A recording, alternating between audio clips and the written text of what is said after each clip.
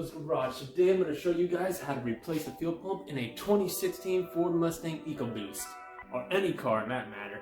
So let's get started. Before you guys go ahead and do your fuel pump removal, there's actually a step that you got to do. There's usually a back seat here, obviously. There's going to be just a little clip that you're just going to push in right here, and the chair is going to pop off. It does it for both sides. It's really simple to get the Ford Mustang seats out, so that's the reason why I'm not involving that part into the video. Here are your fuel pumps. This is going to be your main pump, and that over there is going to be your secondary pump, which that one over there does not have what this pump has. It does have a level arm to it, but the only thing it doesn't have is the pump.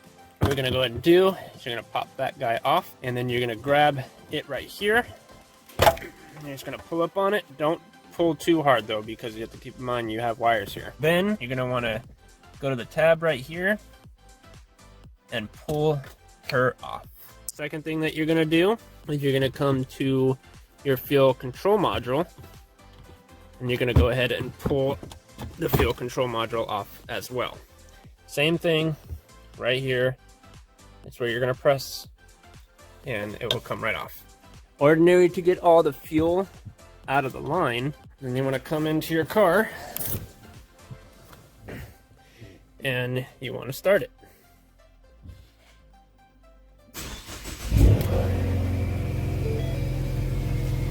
And at this point, your car obviously still has fuel in the line. It still has fuel in the rails. So ordinary for all that fuel to just go ahead and travel through your lines and your fuel rail, it's going to get sucked into the injectors, which causes your car to basically lose fuel because you unplugged it. So that's what it's doing right now.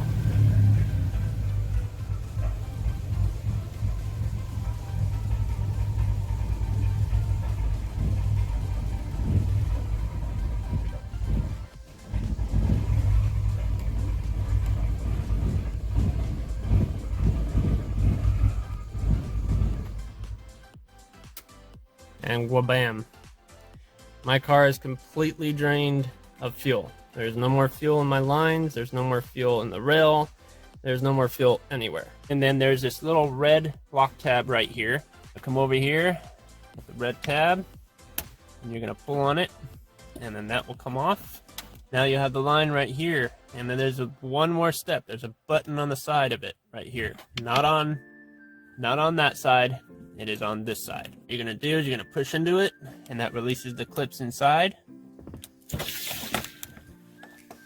Make sure that you guys have a towel, because as you just seen, a whole grip ton of fuel just came out. I usually put like rags all right here, a whole bunch of rags, and you're just gonna stick it in there, because when you do pull this off, there is still fuel in this line, just not like a lot. There shouldn't be anyways, because we killed the car. I want to interrupt this video, guys, to let you guys know if you are searching for mirrors, SumaProformance has your back. I'm going to show you how nice these mirrors are, and once I'm able to get them on the road, I'm going to show you how well they look right here on ToughBuilds Customs. So I'm going to go ahead and show you what they look like right now on the car. SumaProformance's brand new magnificent mirrors, blue tint, as well as a whole bunch of other packages. They do offer 3 stages of this mirror, and the first stage is a blinker with a defroster. Also, keep in mind, it is also blue tinted. This mirror right here is coated with ceramic coated, so you don't have to worry about any water or any dust sticking to your mirror at all. This has a 360 point of view, so no more blind spot needed. This mirror has 2 other trims that come around with it. Is one a defroster, and the second one is going to be a blind spot monitoring system that you will have to wire into your vehicle. So now I'm going to show you what the difference is between their mirror and the OEM mirror. So as you guys can tell, the OEM mirror is very glary. You can't really see. There's a lot of stuff going on there. So let's go ahead and bring up mine, and you'll see theirs. Once again, mine, and you will see theirs. So they have really nice mirrors. If you get them right now in the description down below or click the link at the top of the video, you can save 10% off on these mirrors. So go ahead and take your time. Once again, thank you, SumaProformance, for allowing me to review these mirrors. This is step 2. There's gonna be these little slots on the side of them right here. So it's like right underneath it, you'll see a little spot right here where you can put a flathead screwdriver. You don't want to face it down because then you'll break something. It's just right on the side of it. Just like this, so it's laying flat. And you're gonna take your big ol' mallet and you're gonna smack it really, really hard. And I'm telling you, you gotta be rough. If you're not rough, these will not break loose. And you wanna keep doing that all the way around it to make sure that you get all of the little lock tabs right here. These little lock tabs, you want to make sure that you get them all on done. You want to make sure that this metal piece right here comes off of them. And then eventually your fuel pump will just come right off, that whole ring. And once you pull that ring off, then the fuel pump just comes out. I'm going to protect my carpet. One rule of taking your fuel pump out, you always want to make sure you disconnect your damn battery. Cannot stress that enough. Any electronic shock will set you as a bomb. Let's just take it like that. This is where it gets a little tricky.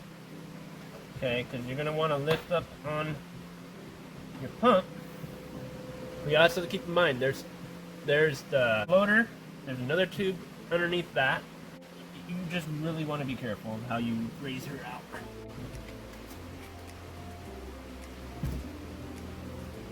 Ford did a really excellent job on freaking designing this, I'll tell you that right now.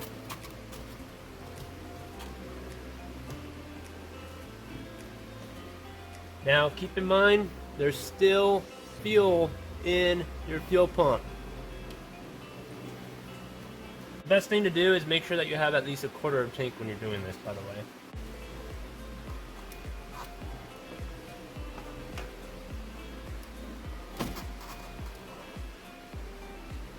Now that we got the line off, you don't want to hold your finger here.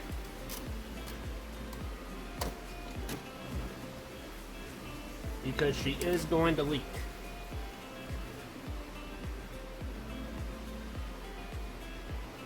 I'm going to try to get as much fuel out of this fuel pump as I can get.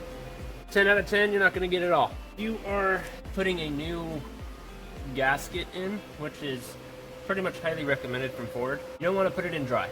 This is very dry, and metal, which the surface that it rides onto right here, it's just not good. What we're gonna go ahead and do is I'm gonna go ahead and put some oil on here, and we're gonna set her in. We're gonna get the fuel pump out of the box, and I'm gonna show you guys how to do the rest. You do have to tap the lock ring back in place. If you have the tool, great, but the Mustangs are very, very complicated to even get any kind of tool in here. My gasket is nice.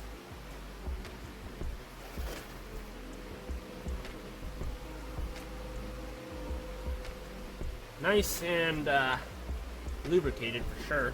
Now here is the new fuel pump. I'm going to give you guys the part number when I dump her in the tank, so it's going to be a minute.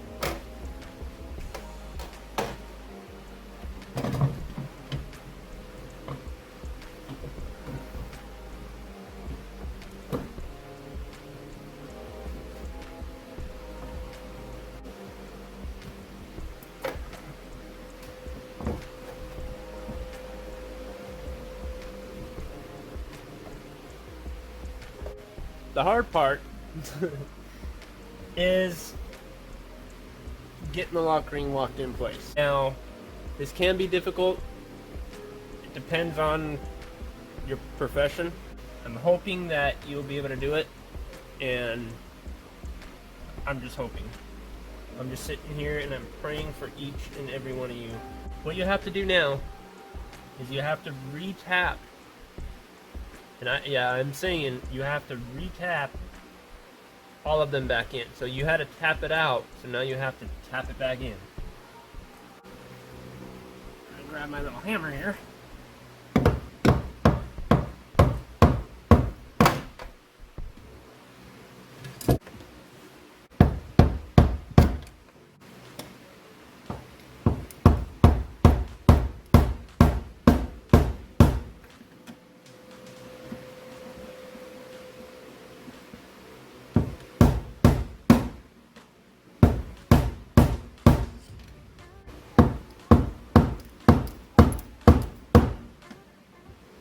You're basically making sure that these lumps here fit over these lumps here, because if they don't, your ring is not locked.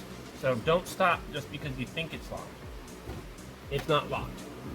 Then you're going to go ahead and stick your hose back on, connect it back together, connect your fuel pump control module back together, plug your battery in.